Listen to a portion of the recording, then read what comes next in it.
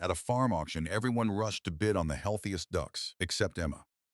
She quietly bought the weakest, most malnourished flock no one else wanted. The crowd laughed, certain she had just wasted the last of her savings. "Those ducks won't even survive," someone shouted. Emma never argued. She simply took them home to her tiny farm. 5 years later, the same people returned, standing in line before sunrise to buy ducklings from that very flock. By then, the ducks they had once called worthless had turned Emma's struggling little farm into a business worth millions.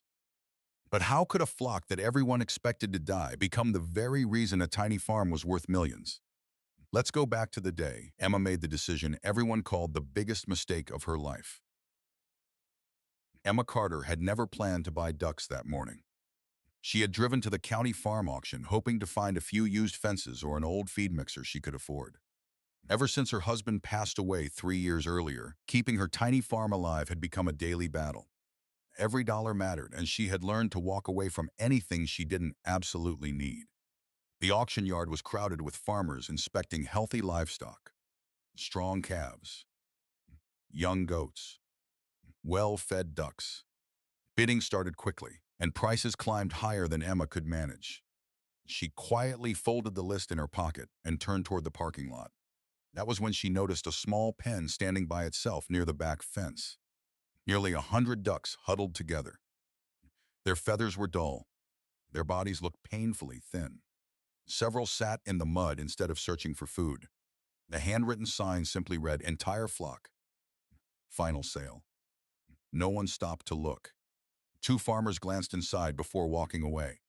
"They're finished. Who'd waste money on those?" The auctioneer noticed Emma watching. "They came from a family farm that shut down last month," he explained. "The owner got sick. Nobody was left to care for them." Emma stepped closer. Most of the ducks weren't injured. They were simply underfed and exhausted. She crouched beside the fence. One small white duck slowly walked toward her instead of hiding behind the others. Its feathers were dirty, but its eyes remained bright. Emma smiled. "You still haven't given up, have you?" The auctioneer sighed. "If no one buys them today, they'll likely be sent for processing." Emma looked back at the crowded auction ring where people were still competing over healthy animals. Then she looked at the neglected flock. She knew exactly what everyone else saw. A financial mistake. Another burden. Another reason her struggling farm might never recover. She also knew something they didn't. Animals given a second chance often fought harder than anyone expected. Before she could change her mind, Emma quietly raised her bidding card. The laughter came almost immediately. "She's buying the sick ducks? She'll be feeding them longer than they'll stay alive. There goes the rest of her savings." Emma never answered. She signed the paperwork, opened the trailer gate, and patiently guided every last duck inside. As she drove away, she glanced once in the rearview mirror. The flock was silent. They had no idea their lives had just changed. Neither did Emma, because that decision, made in less than 5 minutes, would eventually transform not only her tiny farm, but also the future of countless family farms that had almost disappeared along with theirs. By the time Emma's pickup reached the farm, the sun was already setting. She opened the trailer gate and waited. None of the ducks rushed out. Most stood still, too weak to move. A few stumbled onto the grass before sitting down again, as if even walking had become exhausting. Emma didn't panic. She had seen exhausted animals before. Not ducks, but horses, goats, and sheep that had survived neglect. The first 24 hours mattered more than anything else. Instead of pouring buckets of feed in front of them, she filled shallow pans with fresh water. Then she mixed small portions of easily digestible feed recommended by her veterinarian years earlier for undernourished poultry. "They don't need a feast," she whispered. "They need a chance." The next morning, Dr. Alan Brooks arrived to examine the flock. After spending nearly an hour checking birds from different parts of the pen, he removed his gloves and looked at Emma. "The good news is, they don't appear to have a serious disease." Emma let out a quiet breath. "And the bad news, they've been underfed for a long time. They're severely malnourished. Recovery won't happen in a week. It could take months." He handed her several pages of feeding instructions. No shortcuts. Small meals. Clean water. Dry bedding. And keep detailed records. Emma nodded.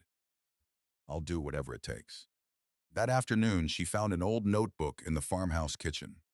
Across the top of the first page, she wrote, Duck Recovery Journal. Every day, she recorded everything. How much each pen ate.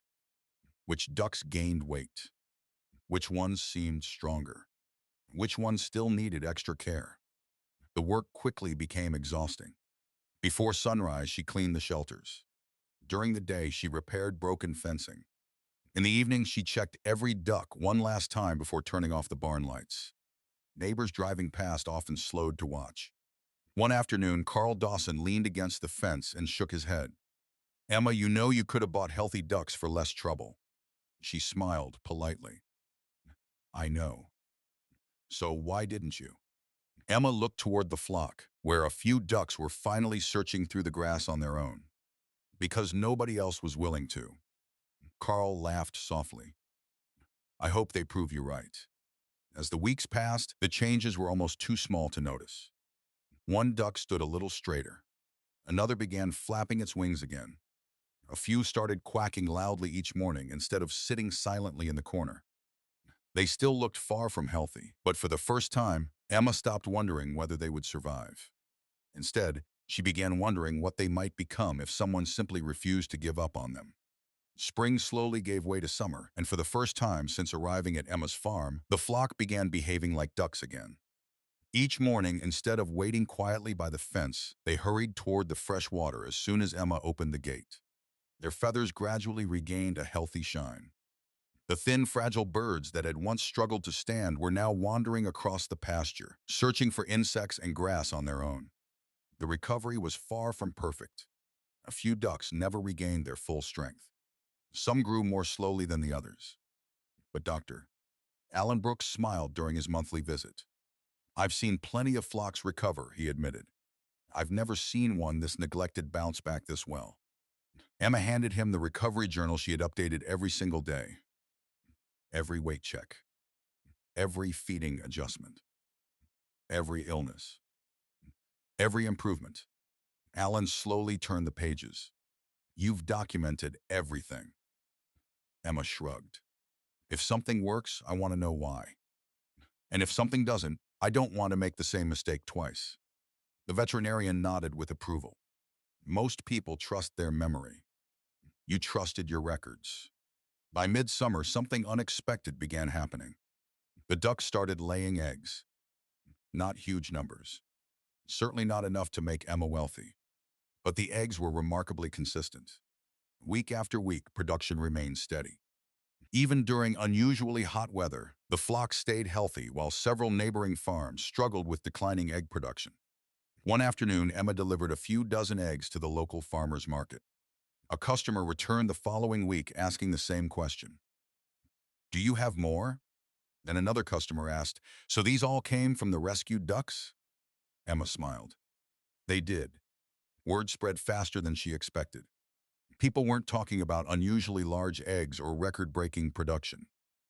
They were talking about healthy ducks that had survived conditions most believed they never could. A few local farmers stopped by to see the flock for themselves. Carl Dawson walked slowly around the pasture before shaking his head. I honestly thought none of them would make it. Emma laughed. So did most people. Carl watched the ducks searching through the grass. They don't even look like the same flock.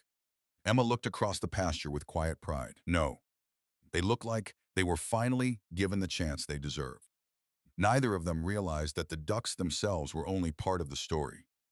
What would soon change Emma's future wasn't simply that the flock had survived.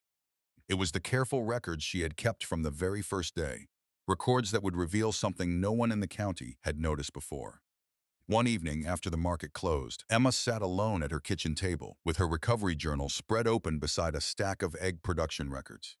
She had only intended to calculate whether the flock was finally earning enough to cover its feed costs. Instead, she noticed something she couldn't explain. Week after week, the numbers barely changed. Even after recovering from severe malnutrition, the ducks continued laying eggs with remarkable consistency. There were no dramatic peaks, no sudden drops, just steady production, despite changing temperatures, heavy rain, and the stress that usually affected most backyard flocks. Emma frowned. That doesn't make sense. The following morning, she brought her notebooks to Dr.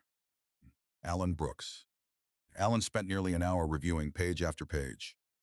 When he finally closed the journal, he looked thoughtful. These records aren't proving anything yet, he said, but they're asking a very interesting question. Emma looked puzzled. What kind of question? He pointed to several months of production data. Most flocks that go through prolonged malnutrition never become this consistent. Some recover. Very few stay this stable. He paused before adding, I don't know why, but I think someone at the university should. A few feathers and several blood samples were carefully collected and sent to the state's poultry research department. Alan made no promises. It could simply be an unusually hardy flock, or it could be something we've overlooked.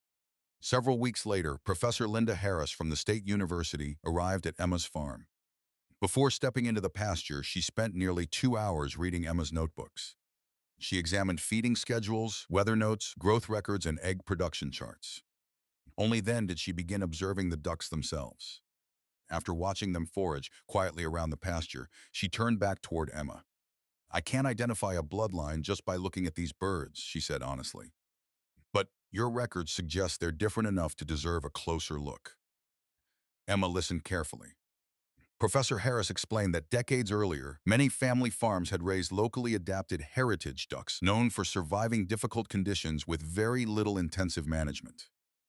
Most of those old breeding lines gradually disappeared as commercial breeds became more common. If these ducks are connected to one of those heritage strains, she said, your documentation may be just as valuable as the birds themselves. Emma looked across the pasture. So the notebooks matter too? Professor Harris smiled. They may be the reason we can prove anything at all. Before leaving, she packed copies of Emma's breeding records along with the DNA samples. The laboratory will need time, she said. And we may discover there's nothing unusual. She paused beside the gate.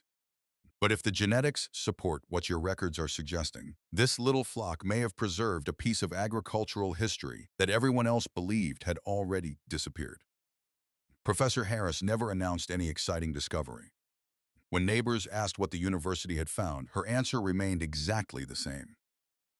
We're still studying them. That simple sentence spread through the county almost as quickly as any rumor could. Some people assumed the ducks must be valuable. Others believed the university was wasting its time. Emma ignored both opinions.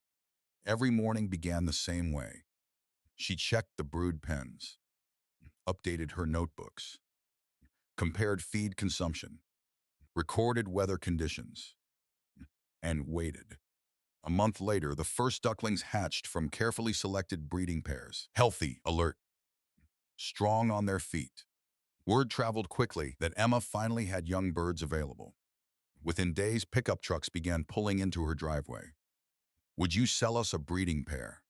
I'm sorry, Emma replied politely. Not yet. Most visitors looked surprised.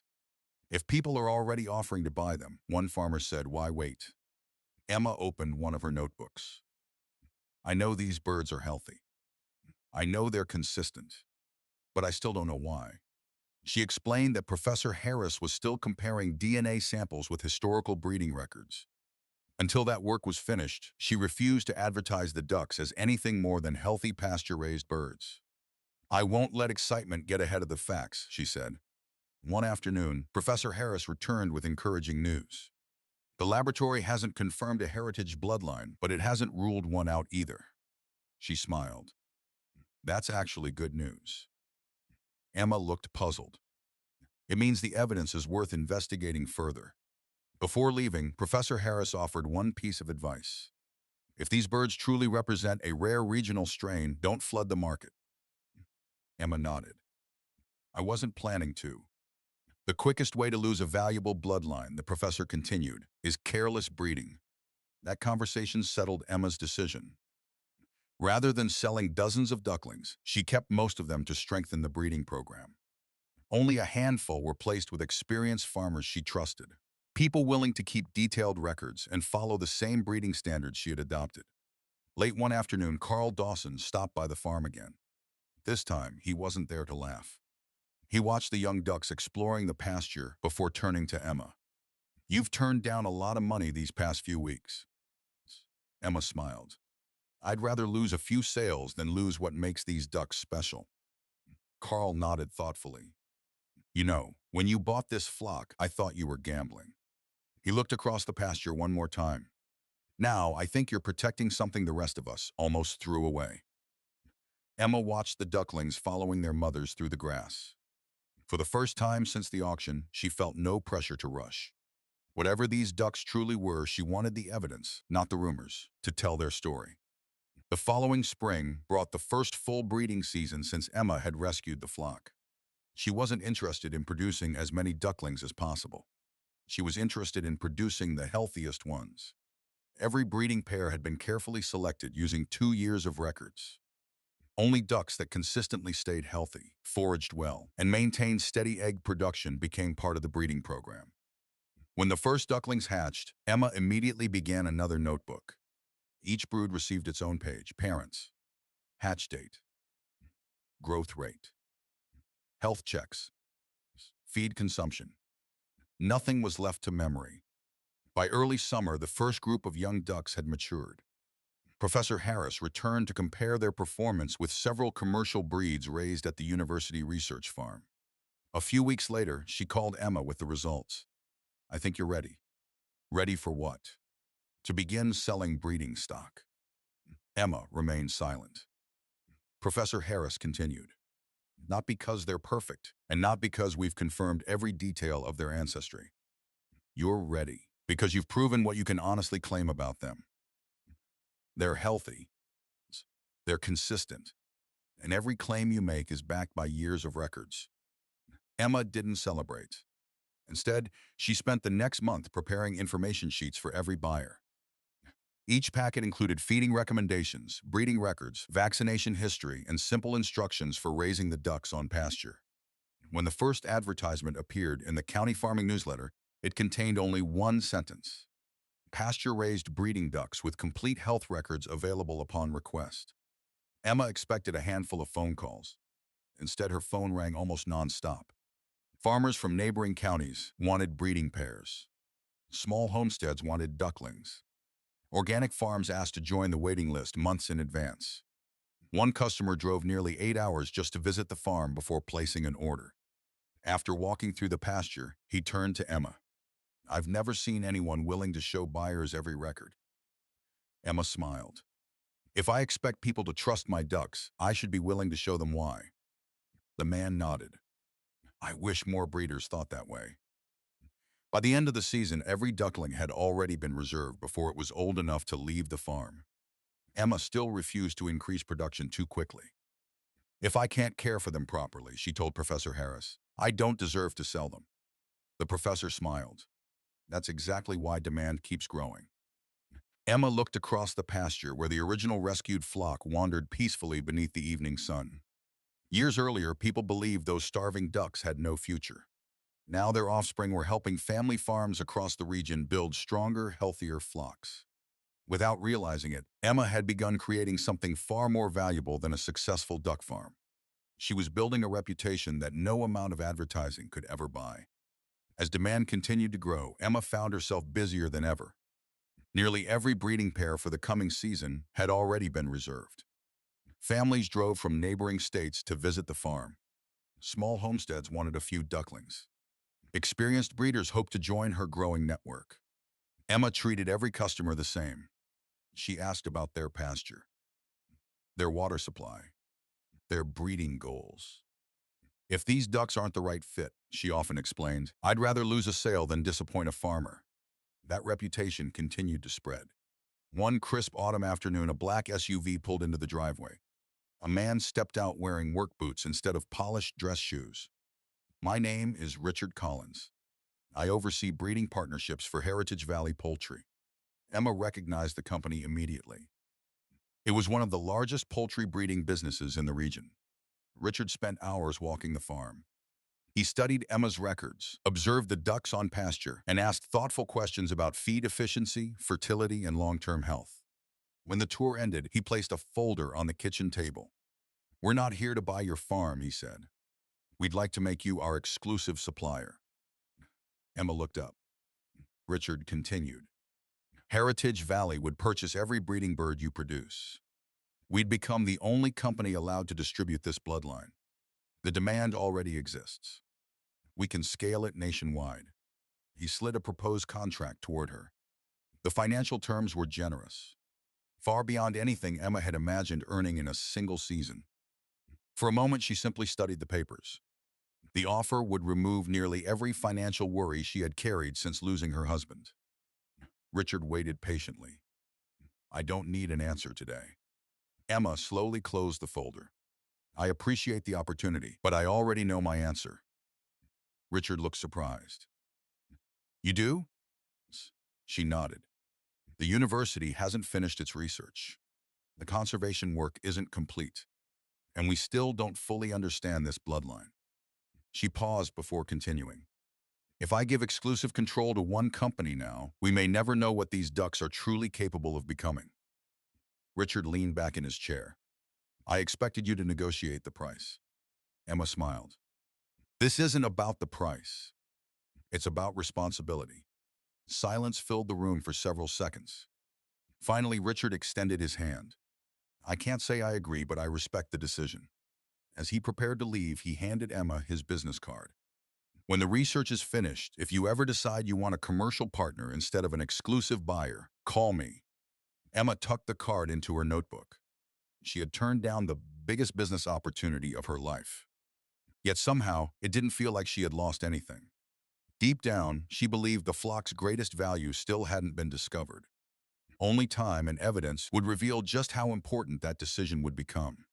News of Emma's decision spread through the farming community much faster than anyone expected. Most people couldn't believe she had turned down an offer large enough to change her life overnight. At the feed store, farmers talked about it over coffee. She could have retired. She would have never had to worry about money again. Others simply shook their heads. "I think she sees something the rest of us don't." A week later, Emma received an unexpected invitation from the County Agricultural Extension Office. They were organizing a meeting for local poultry farmers and wanted her to speak about responsible duck breeding. Emma almost declined. "I'm not a public speaker," she told Professor Harris. The professor smiled. "You don't need to give a speech. Just tell them what you've learned." On Saturday morning, more than 50 farmers filled the meeting hall. Some raised chickens. Others kept ducks or geese. Many had traveled from neighboring counties after hearing about Emma's flock. Instead of beginning with success, Emma held up the first photograph she had taken the day she brought the ducks home. The room became silent. The birds looked exhausted, thin, neglected. "No one wanted these ducks," she said quietly. "Neither did I." Several people looked surprised. Emma smiled. "I wanted to give them a chance." She spent the next hour explaining her notebooks, how she tracked every breeding pair, why she never sold birds without complete records, how selecting for health and resilience mattered more than chasing the highest egg production. When she finished, a young farmer stood up. "So what's your secret?" Emma laughed. "There isn't one." She pointed toward her journals stacked on the table. "Good records, patience, and never breeding a duck just because it's profitable." After the meeting, farmers gathered around instead of rushing home. They compared notes, shared ideas, asked questions. Several admitted they had unknowingly lost old bloodlines after years of chasing faster-growing commercial breeds. Before leaving, an older farmer approached Emma with a worn leather notebook. "My father kept breeding records for nearly 30 years. I was going to throw this away after cleaning the barn." He placed it gently into her hands. "I think it belongs with someone who will actually use it." Emma carefully opened the notebook. Inside were handwritten observations dating back almost 4 decades. She smiled. "This isn't just your father's notebook. It's part of our farming history." Driving home that evening, Emma realized something had quietly changed. She was no longer raising ducks alone. Without signing a contract or creating an organization, dozens of farmers had begun working toward the same goal. Not to create the biggest duck business in the country, but to protect a breed and a way of farming that had almost disappeared because people stopped believing it was worth saving. The notebook from the elderly farmer stayed on Emma's desk for weeks. Every evening after finishing her chores, she carefully compared its handwritten entries with her own breeding records. Some names repeated across both journals. Certain physical traits appeared again and again. Strong legs, excellent foraging ability, reliable egg production through difficult seasons. Most importantly, several family lines traced back to farms that had disappeared decades earlier. Emma called Professor Harris. "I think these ducks are connected." The professor drove over the following weekend with copies of archived agricultural bulletins from the state university. Together, they spread old maps, breeding charts, and Emma's journals across the kitchen table. For hours, they matched dates, farm names, and breeding notes. Finally, Professor Harris leaned back in her chair. "I believe we've found it." Emma looked up. "Found what?" "The missing link." She explained that, in the 1960s and 1970s, several counties had quietly developed a regional strain of pasture-raised ducks known for surviving harsh weather with very little supplemental feed. The birds had never become nationally recognized because commercial breeds dominated the market. As older farmers retired, their flocks were dispersed, mixed with other breeds, or simply disappeared. No one intentionally preserved them, Professor Harris said. They simply faded away. Emma looked toward the pasture outside the window. "So the flock from the auction may have been one of the last remaining groups." Professor Harris nodded slowly. "Not perfectly pure, but genetically close enough to preserve what made them unique." The discovery attracted the attention of the state's Heritage Livestock Preservation Committee. A small team visited Emma's farm to review years of breeding records, inspect the birds, and verify the documentation. Unlike many inspections, this one focused less on the ducks themselves than on Emma's notebooks. One inspector smiled as he flipped through page after page. "I've rarely seen records this complete on a family farm." Another added, "Without this documentation, we'd have no way to confirm the history." Several months later, an official letter arrived. Emma opened it at the kitchen table with trembling hands. After years of research and verification, the committee had approved the creation of a recognized conservation registry for the regional heritage duck line, with Emma's flock serving as one of its foundation populations. She read the letter twice before quietly setting it down. The recognition didn't make her rich overnight. It didn't come with a large check or national headlines. What it brought was something even more important: confidence. Farmers who had once hesitated to invest in the breed now knew its history had been carefully documented and independently verified.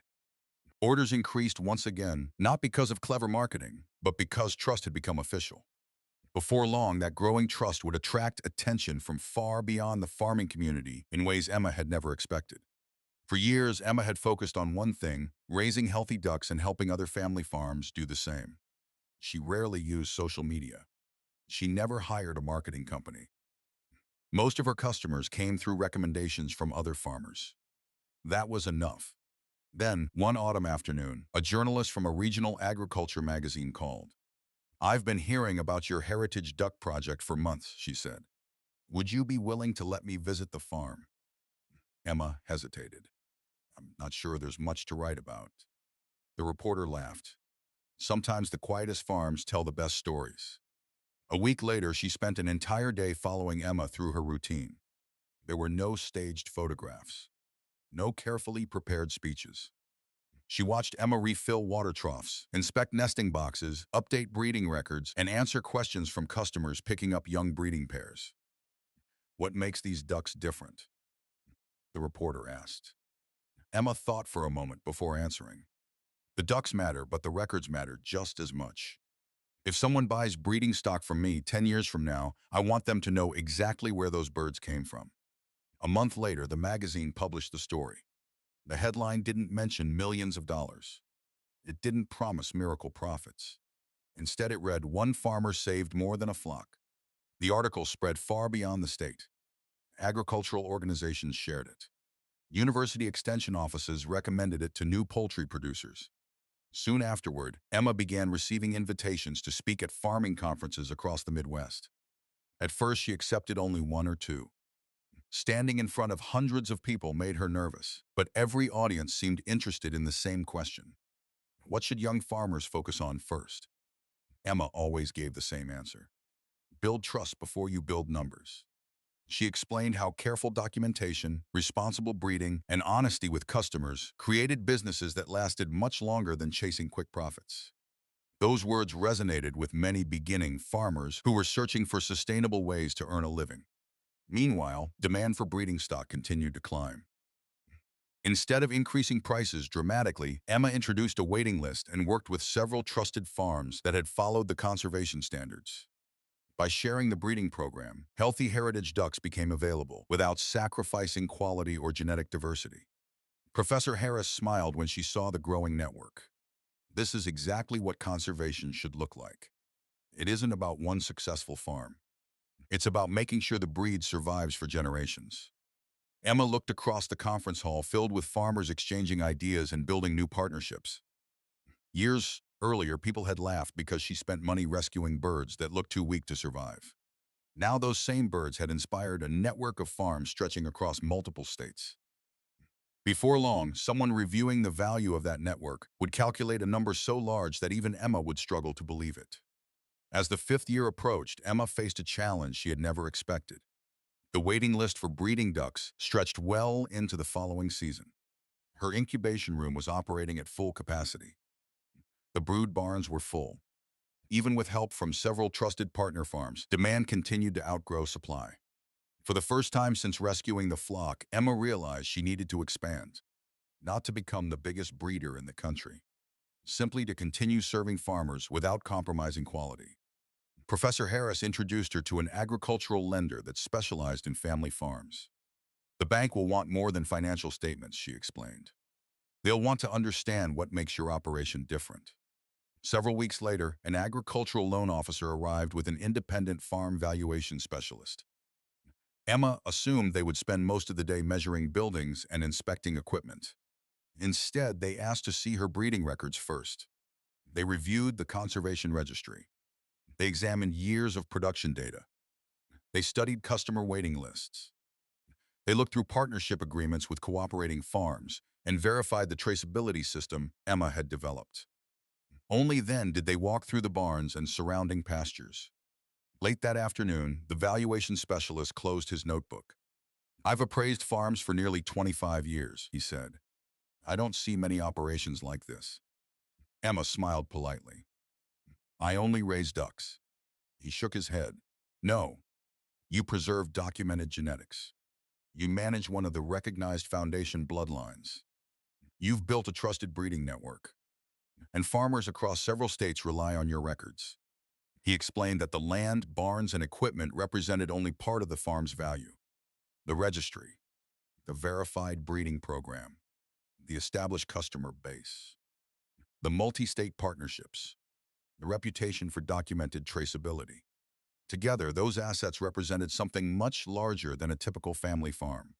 Several days later, the official valuation report arrived in the mail. Emma unfolded the document at her kitchen table. She read the final page twice before quietly setting it down. The estimated value of the entire operation exceeded several $1 million. For a long moment, she simply stared out the window. She remembered standing at the livestock auction years earlier, wondering whether she had just made the worst financial decision of her life. Back then, she could barely afford a trailer full of neglected ducks. Now, without chasing quick profits or cutting corners, she had built one of the region's most respected heritage breeding operations. The report confirmed something Emma had never tried to achieve. The farm had become worth millions. Not because someone had offered to buy it, but because years of careful stewardship had created something that simply couldn't be rebuilt overnight. When Emma folded the report and placed it beside the very first recovery journal, she realized both documents were telling the same story. Real value isn't created in a single transaction. It's earned one honest decision at a time. The following spring marked 5 years since Emma had driven home from the livestock auction with a trailer full of ducks that everyone believed were beyond saving. To celebrate, she organized a small open farm day. There were no admission fees. No flashy banners. Just homemade pies, coffee, and a chance for neighbors, customers, and young farmers to walk through the pastures. Before sunrise, headlights began appearing along the gravel road. Pickup trucks formed a line outside the farm, and many belonged to the same farmers who had laughed when Emma bought the starving flock. Some had come to collect ducklings they had reserved months earlier. Others simply wanted to see what the unwanted birds had become. No one was laughing now. Many of the original ducks were still there. Older now, they moved more slowly than before, but they remained the quiet foundation of everything the farm had become. As visitors gathered near the pond, Emma pointed toward the flock. Those are the birds that started it all. Several children looked surprised. Those old ducks? Emma smiled. Yes, they're the reason you're standing here today. Later that afternoon, Professor Harris joined her beneath the shade of an old oak tree. You know, the professor said, people often tell your story as if it's about becoming a millionaire. Emma laughed softly. It never felt that way to me. What did it feel like? Emma looked across the pasture, where families were talking with breeders.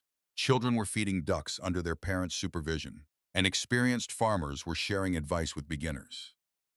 It felt like protecting something that deserved another chance. Professor Harris nodded. And that's why it worked. Before the event ended, Emma gathered everyone for one final conversation. She held up the same worn notebook she had carried since the first day the ducks arrived. The pages had faded. The cover was scratched. Several corners had been repaired with tape. This notebook, she said, is worth more to me than any check I've ever received.